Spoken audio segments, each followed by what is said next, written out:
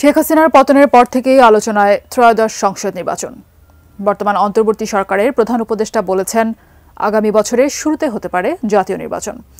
তবে বিএনপি চাইছে এবছরের মধ্যেই নির্বাচন হোক, আর জামায়াত চাইছে সংস্কারের পরে নির্বাচন। এ অবস্থায় আগামী জাতীয় নির্বাচনের সময় জানালেন নির্বাচন কমিশনার আব্দুর রহমানেল মাসউদ। মোহাম্মদ সোহাগ বিশ্বাসের রিপোর্টে বিস্তারিত।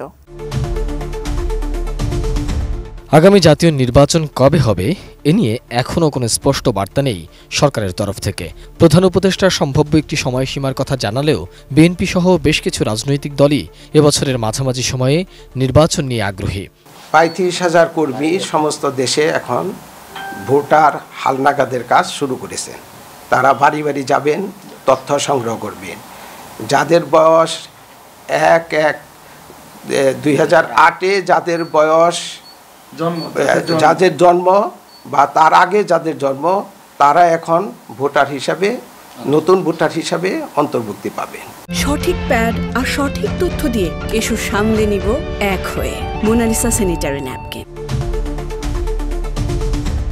তবে এবার চলতি বছরের শেষের দিকে অথবা ২০২৬ সালের শুরুতে জাতীয় সংসদ নির্বাচন হবে বলে জানিয়েছেন নির্বাচন কমিশনার আব্দুর রহমানেল মাসউদ। বৃহস্পতিবার সকালে পটুয়াখালী জেলা নির্বাচন অফিসে মতবিনিময় সভা শেষে এসব কথা বলেন তিনি।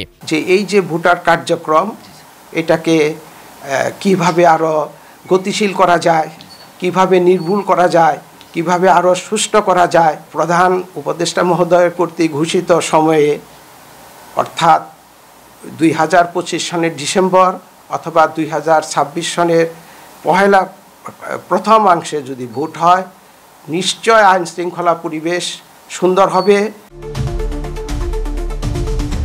সভায় প্রধান অতিথির বক্তব্যে ইসি মাসউদ বলেন, কোনোভাবেই প্রভাবিত হওয়ার সুযোগ নেই। প্রধান উপদেষ্টা ঘোষিত সময়ের মধ্যে এই নির্বাচন অনুষ্ঠিত হবে।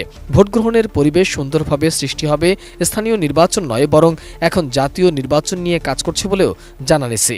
আমরা জাতিকে একটা সুষ্ঠু, নিরপেক্ষ ও সুন্দর এবং গ্রহণযোগ্য একটা ভোট উপহার দিতে পারবো।